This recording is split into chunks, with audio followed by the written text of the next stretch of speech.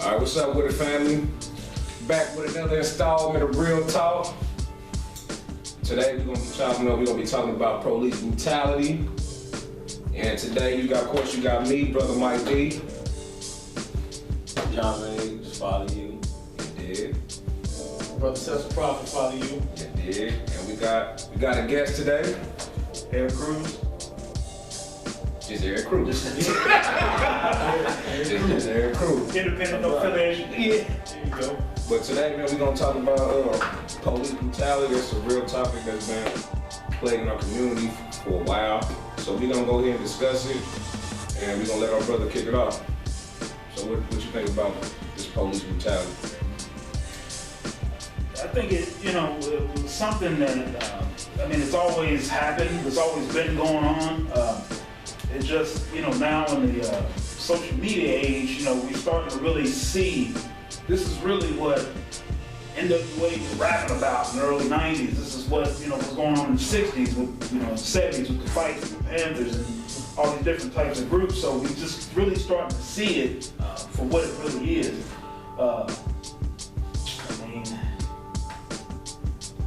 It needs to be addressed quickly because, if we keep going at this pace, if somebody black almost once a week that's dying by the hand of a cop, and not justifiably, it can get bad real quick, man. So every 28 hours. Pretty much. Every 28 hours, a black person is killed by a police officer. Unarmed black person killed by a police officer or a vigilante. Every 28 hours.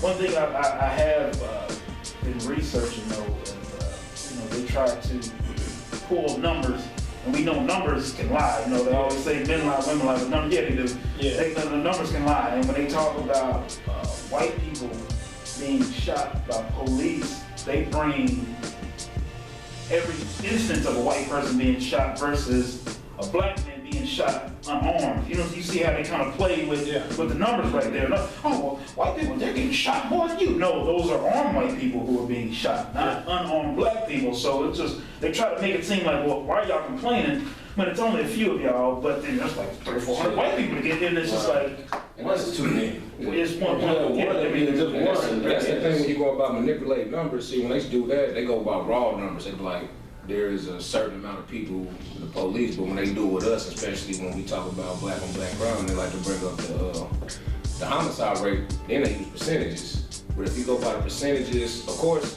when you do anything, more white people may get killed by the police because more of them to us, because we only constitute 13% of the population. But if you go by percentages, like they like to do with us, then we are more of a target for being killed by the police than any other group in America.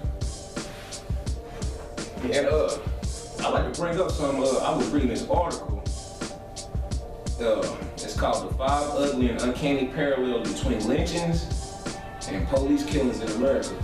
And the reason this is imperative, because I want to bring this up, because I want to make a parallel between this police brutality and lynching. Because when we talk about lynchings, one thing we got to understand that lynchings are more than just the noose and the rope. You have the hanging, you have burning, you have dismemberment, you have castrations, and a whole bunch of different type of public humiliations scenarios, or some intimidating or some other heinous act they would do to us. And you can look this up. Ida B. Wells talked about this. She gave a speech called Lynch Law in America. It's a book by James E. Coulter. He wrote about lynch law in America. But in this article is called The 5 Ugly and Uncanny Parallels Between Lynches and Police Brutality. And the first one states that there's a universal agreement in the numbers of lynching and police murders both been seriously underreported. Just like my man we were talking about number manipulation. You got that going on from lynchings from back in the day, from Jim Crow to police brutality now. The second one, the excuses given to justify lynchings and police killings are tragically bad. Like they got examples. Some guy named Dennis Herbert, a student at Morehouse College in 1930, was lynched for speaking to a white woman at a public park. And we get those same excuses somebody was selling cigarettes, loose cigarettes, and got choked to death. And you talking to a white woman at a party. The lynchings and police killings of African Americans are outrageously brutal and excessive. Just like when you see Sean Bell get shot that many times. And the other brother in Cleveland, they unloaded 137 rounds in that car. There's no reason to be that excessive. In the front of the car too, at that. The third one, few instances in history exist where people are held truly liable for lynchings or police killings, meaning they are allowed to do this with impunity. Right. There was only certain times where there was actual true justice brought upon people out here killing us willy-nilly, wherever they want, just out here just doing whatever they want. It's only a few times you can point to when true justice has actually been served. Any other time they are able to do this with impunity due to the system of white supremacy in place. And I'm always gonna bring it back to white supremacy. The character of the men and women who were lynched by mobs or killed by police is assassinated as a sick form of justification for the killing. Back in the day, they called black people savages, animals, brutes. Now today, what they call us, gangbangers, thugs, criminals. Still savages. Yeah. So we still got that dynamic going on right here. So what y'all brothers think about that? Well, I want to kind of associate that information you just conveyed to the media's part of this. So like you said, they got this narrative of how they associate blackness with criminality, Exactly. with being thugs. All these are code words for niggas. So, you know, when you hear these words in the media and the news, they talking about black people. It's all euphemisms. Yep, all these different epithets, they talking about us. And the hypocrisy of the media. We just recently had this biker gang massacre. You know, this large group of predominantly white motorcycle gang thugs shooting at people, killing people. But yeah, we protest for social injustice and nobody dies but from the hands of the cops. So you gotta pay attention to this game that the media plays. It tries to convolute the minds of everybody, even black people. Because black people, we start seeing ourselves through the eyes of the white supremacists. When we say, oh, we doing it to ourselves. What about black on black crime? What about fucking white on white crime? They doing it to each other too, more than us. So we gotta stop falling for that Jedi mind trick of that false rhetoric and that false narrative that, you know, we're criminals and this needs to be done to us because of our behavior per se. It's justifiable to kill you because you're labeled as a criminal thug and all that, man. And another thing, they're talking about that biker gang thing. And all those white people that were down there, why did they manage to find a one brother? There was one black dude. This is the game they play. Yeah, one black dude, he became the face of all this. I said, hey, This is the game they play. And I read stories that the black, he's like at the bottom. He's not even like a general or nobody at the top of that hierarchy. He's just a regular old dude. He retired. He's like, man, I'm gonna ride this bike. I'm gonna hang with y'all. But then now he's the bad guy. Man, look at his beard. It's different colors. And I'm like, well, what does that have to do with what we're talking about? And like I said, man, like white supremacy, man, it's so cold, man, that you can use it and not even be around you. Like, you know, we talk about how in 2050, you know, white people will be the minority, so to speak. They still are. They are now. I mean, they are now, but they always been a global minority. you know, a global minority. But when you think about it, if they get us to believe about how bad we are, you don't need white people around for white supremacy. They don't even need to be there because you believe, well, we, you know, this whole, you know, what we do is to each other. Right. And people start bringing up, you know, black on black homicide. And I tell people, if you look at crime statistics and how crime happens, we've always been a violent nation. Like, we solve everything with violence. People act like violence is something new in 2015, which it's like, how did we get our independence from violence? You know, when the North fought the South, it wasn't because the North wanted to be nice to slaves. They just like, man, y'all getting over with that free labor, so now we gotta fight. We gotta fight. And the American Revolution against the Brits. Right. And if you're going to assault or steal or or killed, it's whoever you're in proximity to. Right. We don't live in, Proximity killings, right? we don't live like in my neighborhood. It's probably rare where I live at, but you know, there's like it's half and half. Most neighborhoods are either Hispanic. You got a slot of black folk. You got a slot, I mean, we're still segregated everywhere. Right. So of course I'm not gonna. If I get into it and I'm crazy, I'm gonna kill somebody who's black. That's how it works. It's just, well, listen, y'all killing each other, y'all saving each other. It's okay for them to kill y'all too, because you don't care about yourself, and it's just like, that don't work like that. I mean, that's not how it's supposed to work. The thing is that narrative don't hold true for no other group but us. Exactly. We talking about, well, you can't respect nobody, respect you, can't respect yourself. I'm like, I never, they kill each other, they rape each other, they molest each other, they rob each other, They step into schools and kill kids. Yeah, they Right. got a religious institution full of pedophilia. Right.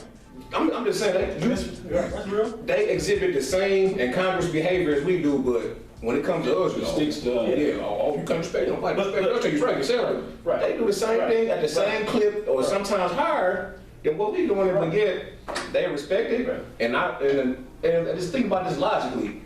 So you telling me, if it's a hand, because it's only a handful of you look at people out here committing crimes and doing that. So I gotta wait for these niggas to get their shit together before I expect somebody to respect me. Is that what we saying? Like, how does that work? When we talk about rioting, we're gonna use the Fox News or mainstream media's narrative.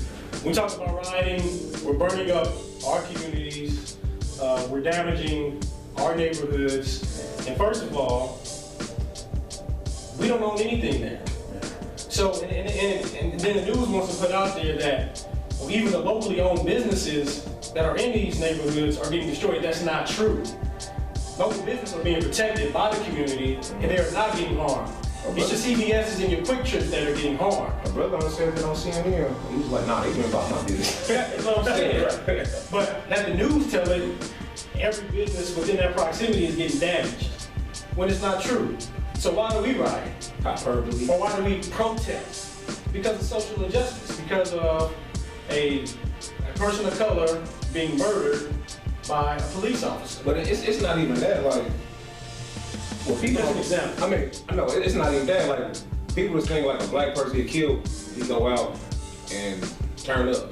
That's not the case. Like, this is a culmination of injustice, indignation, marginalization, oppression, anger, frustration, all that's come to a boil. All that is culminating to what you see. Over time. That's just something, yeah. Constantly, yeah. If you listen to everybody when they talk about it, like, it's not just Mike Brown. It's not just Freddie Gray. It's a whole bunch of stuff. Right. God damn it, it's only so much you're gonna take. And they just like, taking one piece of the pie and blowing it up. Exactly. It seems like, you know, this is all of what it's about. exactly, it's a culmination of years and years of being oppressed, marginalized, your voice not being heard, being discriminated. Just being a target for police brutality, for police to come and exude their megalomaniac behavior tendencies on you, just come stop you for no good reason, just bother you. It's a culmination of everything. It's not just one incident. That's the straw that broke the camel's back. Like, I make this statement all the time. Like, when you think about the Montgomery bus boycott, we know that Rosa Parks was not the first person to be arrested for that. We know about Claudette Colvin, and from what I read, it's others. So it wasn't black people was getting discriminated on the bus, but that was the one. Although people organized behind it, but that's like, all right, that's it. You reach your point. Like, we're gonna do something about this. And these are what the riots are, in my opinion. Right. I'll get kicked back to you, brother. No, I agree with you. But when you take it to the other side, when you see predominantly European people, when they riot, it's in lieu to some type of sporting event, some type of festival. Celebratory kind. Yeah. You know, and they start to riot, and no, this is just a bunch of kids just celebrating. Mm-hmm. But yet, you know, they're damaging property. They're costing thousands of dollars to these communities or local governments. But it just, we don't use the same, it's just the hypocrisy of the media and the game that they play to twist your mind. And people, they absorb this and fall for that trap. Every time. Yeah. I just, the hypocrisy of the media is what gets me. I can almost tell you when something happens, excuse me, I can predict what's going to be said next or how it's going to happen. So you get a black man being killed by an unarmed police officer. Okay, now the news are gonna bring a whole bunch of pseudoscientists. Because I had a meme too. A meme? Yeah, it was okay. It says, I didn't mean to cut you off. No, go ahead. It said, out of the 33 U.S. riots since 2000, blacks have only rioted for the unjust murders of 7 black police, men murdered by the police, and 2 occurred in 2015. In 2000,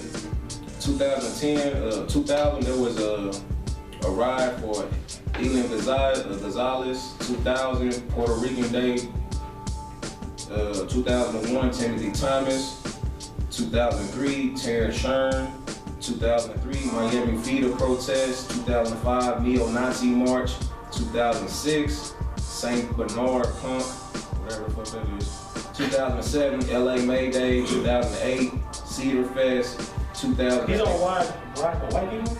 Yeah, these is all the riots in the United States since 2000. Oh, okay. If you keep on going, like, when you see black people come in, Oscar Grant, you had some, that's when we turned up. Then you got some College Fest, University of Tennessee, University of Maryland, Occupy Wall Street. Then us, you got Mike Brown, Eric Gordon, Freddie Gray. Right. It's more, I didn't read all 33 of them, but you just get the picture, like, when we ride and do all that, it's for justice. When they do it, it's because they mad they lost a hockey game. Right. It sounds funny though when you say it like it. I mean, I'm saying your final, your March Madness bracket was messed up because your team lost. Well, we talking about Joe Eterno got fired. right. We talking about versus somebody losing their life Yeah. versus And not even or winning a game. yeah, not even losing their life, and the person who killed them was able to do it with impunity. That's the part people don't get. Like when you make the argument, well, we kill each other all the time, we go to jail.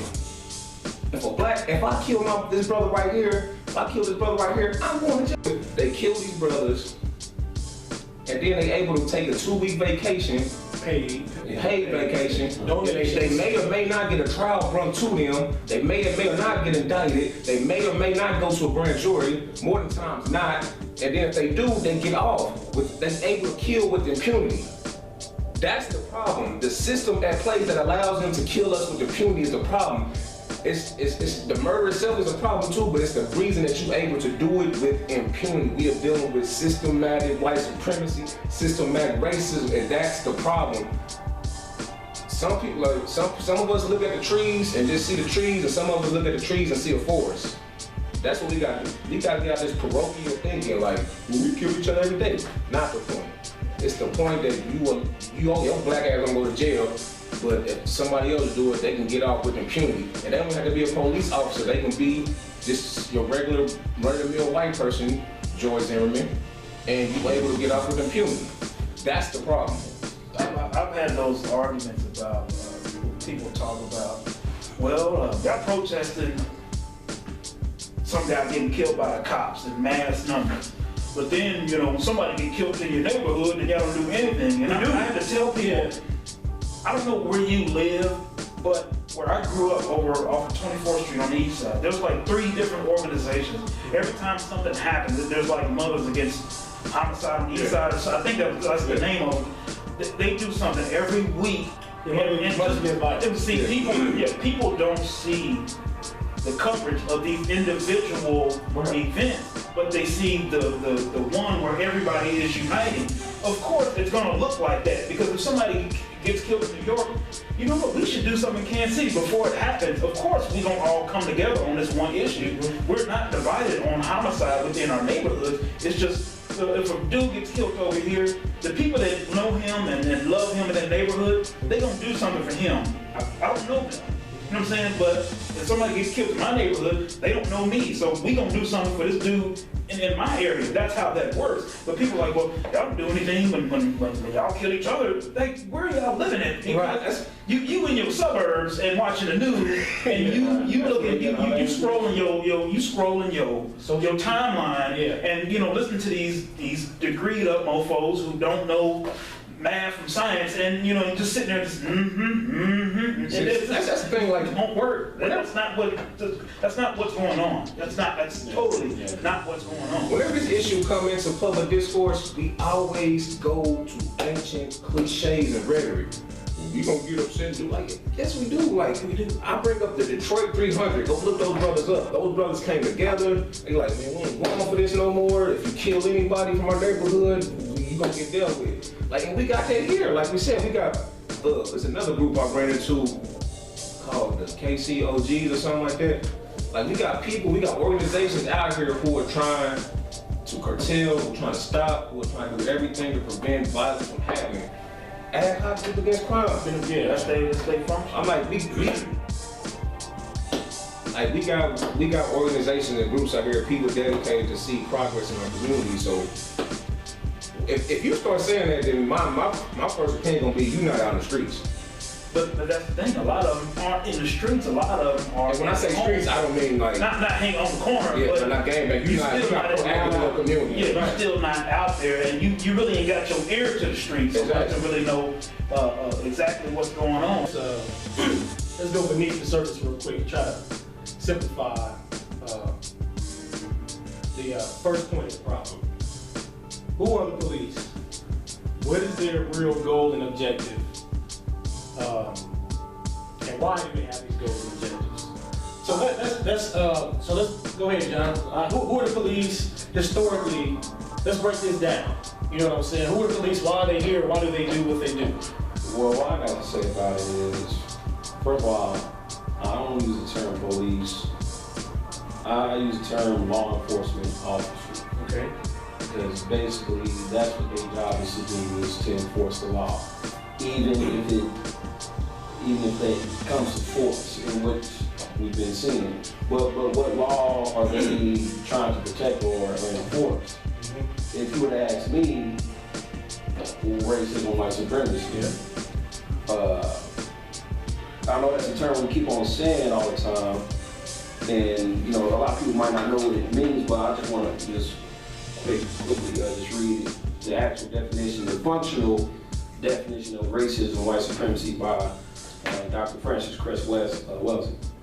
Racism and white supremacy is the local and global power system and dynamic structured and maintained by persons who classify themselves as white, whether consciously or subconsciously determined, which consists of patterns of perception, logic, symbol formation, thought, speech, action, and emotional response, as conducted simultaneously in all areas of people activity, which are economics, education, entertainment, labor, law, politics, religion, sex, and war, for the ultimate purpose of white genetic survival and to prevent genetic annihilation on planet Earth, a planet upon which the vast majority of people are classified as non-white, black, brown, red, and yellow, while white-skinned people and all of the non-white people are genetically dominant in terms of skin coloration compared to the genetic recessive white-skinned people. Right. So let's unpack that. Because if you listen to my radio show, I had to push that in there. You know, I like to break down the etymology of words in a thorough understanding and meaning of a word. So when you break down police, the root word is policy, right? And you go policy E is for enforcement. They enforce policies. So like John was saying, law enforcement officers, law enforcement agents. So what laws they're enforcing? They're enforcing the laws that the white supremacists create, develop to protect the rich and the power structure. The police were developed historically to catch slaves and to protect property from slaves, from rebellious slaves. So that's where the history of the police come from. Do you brothers know that? Do you have another working analysis of the history of the police? Laws, LAWS, the legal order of white supremacy. I don't know who I got there from. I don't know who I got there from. Right. I think it was from Dr. Umar, the legal order of white supremacy. Right. So, with that said, and unpacking your definition of the great Dr. Francis Cress Welsing, when she talks about genetic annihilation, so as you know, I'm a science man too, so let's break this down to science. when you have white people are genetically recessive, is that correct? Right. So that's why when you see a white person procreate with a black person, that baby's gonna have color, because white people have genetically recessive genes. Right.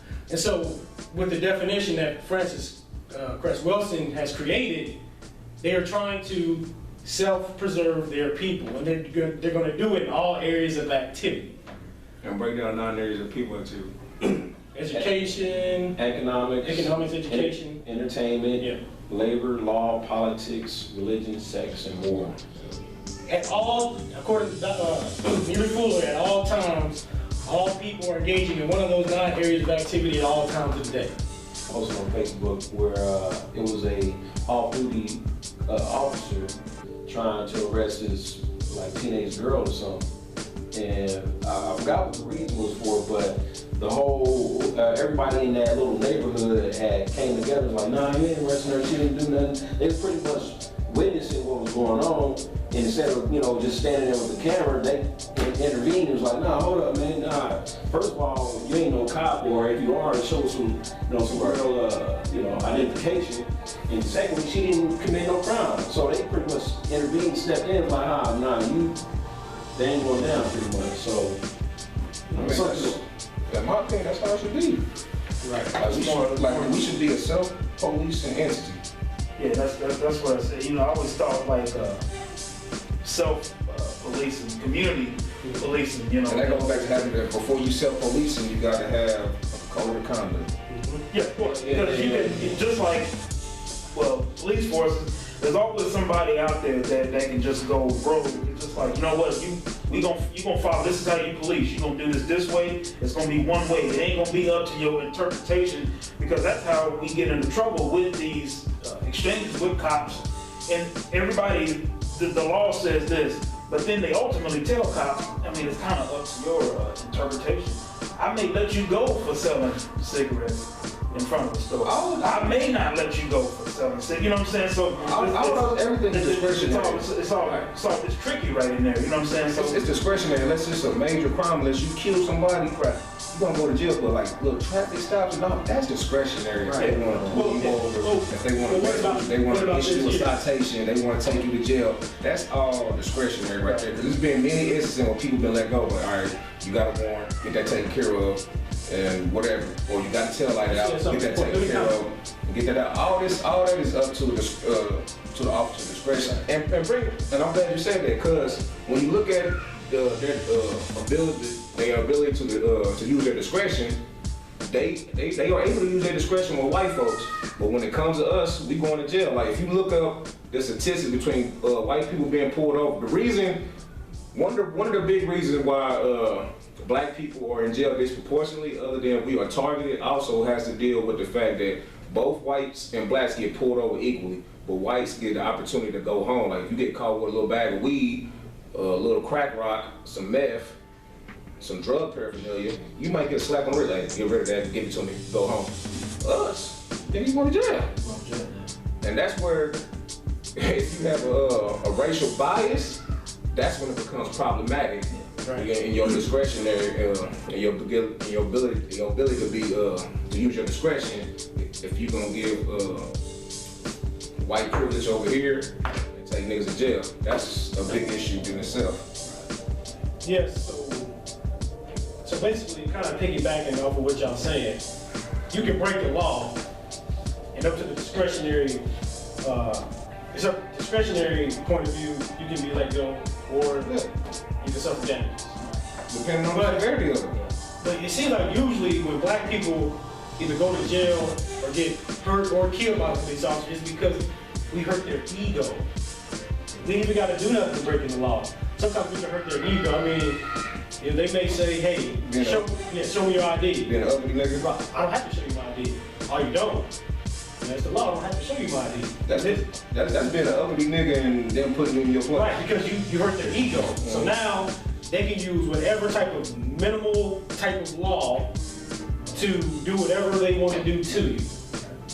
So what is it about, okay, you hurt my ego, so now I have to take action. To the point of you broke the law, well, fuck it, excuse my language, forget it. you know, I'll let you go. Dr. Umar talked about that on Hidden Color Street. You can hide behind the human element. Like you can't say I pulled you over because I'm racist or because you hurt my pride. I can hide behind something else. Right. See, the human element, you can hide behind laws through that because he had a way to justify putting you on with his tail lights out. Why did he kill him? His tail lights out. He got outraged with me, and goddamn it, I had to shoot him. Yeah. So you can hide behind little trivial, frivolous things of that nature, and to exude your, to conceal your true racial prejudice or any other prejudice or bias you may harbor. I think it's a disconnector Because, yeah. I think because a lot of people come there, like you hear the narratives, you hear the story, like I'm about to come in there, I'm just gonna be this hard nose, tough nose, and I'm just gonna crack heads and you come up with that bullshit. And because you don't know the people, all you hearing is these reports is on the news or You whatever. probably hear your boss say, we gonna stop crime in this little area right here, or we gonna just shut this down because, I mean, if you don't really interact with black people outside of your job and you deal with the worst of the worst every day, you're gonna be like, man, you're gonna start to think, man, something probably is wrong with these people, man. And so you're gonna behave in a manner that says, yeah, man, it's something, you know, I don't really care about y'all. Y'all don't care, you know, and then you pick up that whole. And what you talking about in social, I believe in social, they call that the remedy. Right. And the remedy is if we live by each other, then we'll be able to get to know each other more, I want to say intimately, but more thoroughly. And then that'll eradicate some of the stereotype and prejudice we have is by proximity, is being next to somebody. So that's what they call the remedy. But do you think that's the solution? I think logically it sounds like it would work. I think it's a solution, but then we gotta take this into consideration. Like, I kind of agree with the remedy, but at the same time, it shouldn't be an excuse. Like, just because I stay in a predominantly black neighborhood, grew up around predominantly black people. I don't know I don't know about Pacific Islanders. I don't know about a whole bunch of other cultures. That doesn't give me the right to oppress or marginalize them or mistreat them in any kind of way or form. So even though I understand it sounds good scholarly, but no, you still shouldn't mistreat people like that. I just right. That makes sense. You shouldn't mistreat anybody, period. Yeah. But I think that badge comes first, me and foremost, no matter, you know, even if they were to live in, you know, you had a white cop living in a predominantly black neighborhood, I don't even think it would matter. I mean, I think, like I said, that badge and what they stand for, because I think I just recently came over what they call the blue wall of silence, in which that's, I guess, pretty well, to my understanding, is pretty much, you know, police, looking out for police, you know what I'm saying? So any injustice that they do, they'll justify it, you know what I'm saying, which we've been seeing. So that they got a non-snitching code in law. That whole good cop, bad cop narrative that they still some good cops out there. Right. So And they condemn people in the streets who live by that code, which I don't really agree with 1,000%, 100%. But they snitching. Yeah. But they got a no snitching code within their organization. Yeah. Sounds a little hypocritical to me, but anyway. white supremacy is hypocritical. Yes. It's contradictory. It's all a lie. It's all based on fear. Because, I mean, why do you lie? You lie because you fear the consequences. When you're a little kid, you know you did something you weren't supposed to do, but you don't lie about it because you don't want to get whooped. That's what it is. You lie to people because you're scared of what would happen if you tell the truth. And that's all white supremacy racism is. It's a big lie. It's a facade. It's a farce. The thing with white supremacy is they got all the people in the same class fighting while the powerful, the dominant society is doing this over here. So they keeping you occupied with some bull, and they really doing other stuff over here. So that's where religion to me comes into place. And that falls in that too. We really gonna go there? We really gonna go there? I should get that t-shirt made. I still gotta get the We really gonna go in there, man. Well, I could have did a whole video by myself on that one, but Really I mean, gonna go that's there? where, you know, you keep our mind off of what's really going on. Right. Then, you know, I mean, this can just continue to happen, man. I mean, it's just, we get thrown off by shiny lights, man. It's just, oh, shiny lights. And then somebody behind you taking your wallet out your, your back pocket. Shiny lights, Right. shiny lights. Yeah. You know, that's just And they're constantly changing it, you know, it's constantly this going on. It's one thing, then it switches to another, then it switches to another. I mean, cause I was watching the news and they had reported that somebody died that day or something, got shot. And then it was like, oh, another news. I'm like, dang, you just You're right. I mean, somebody died and now, you know, it's just switching. So it's like they condition us to be desensitized, where it's just going like, oh, well, there's another person died, okay. But I think people need to start. I think we at a point now on social media. There are a multitude of black media outlets out there.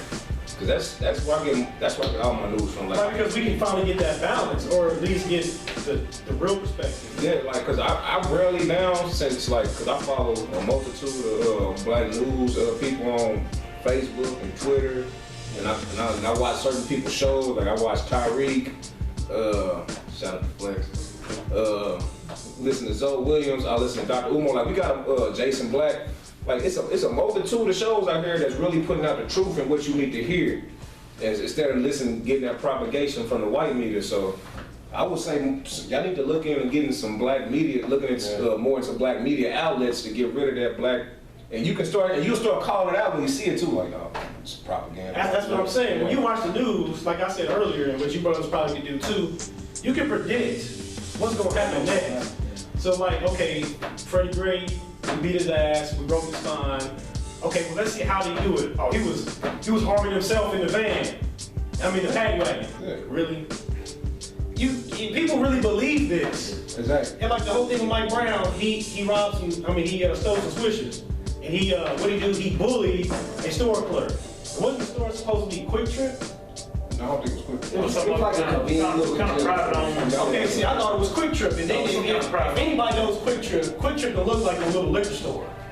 You know, because the images, the video they showed of him looked like some little liquor store, but I thought the news would say it was a Quick Trip that he stole some type of cigars or something like that. Who cares, even if he did? But that's that move that Yeah, confused. and they do that, right? I don't know. Okay, But that's the whole thing about that. Like the punishment don't even fit the crime. Like I'm gonna keep saying this. Like swishers do not stealing. You don't die for Shoplifting does not equal death. Right. In no country. In no country. When do shoplifting? Well, some countries they cut your hand off. Cut your hands off. I mean, They still don't kill you. that's not done. Yeah. But still shouldn't cut the brother hand off. That's a little extreme. Yeah. But still though, like you go to jail, like what he was like 17, 18. 18. He probably did some community service, got some probation. I think Mike Brown will be in somebody's college right now. But still, like I just think that like I'm telling my wife, there needs to be more.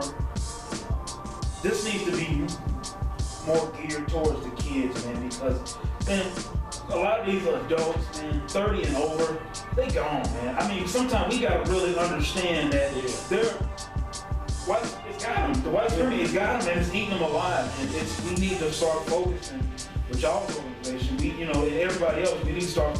These adults, go fend for yourself. If you think that they ain't gonna get you, don't come crawling back. When we got our thing built up over here, we need to start focusing on these kids. Don't come back with that scary nigga talking about John Who did it. Yeah, and we. Frederick Douglass said it's better to raise a healthy child than to fix a broken adult. That's what I'm saying. I mean, you can't do it. And a lot of these young cats out here, they're at the point they can still be influenced for the good, but they just, their heads are spinning on what's going on. So I think it's up to us, brothers that are conscious of what's going on.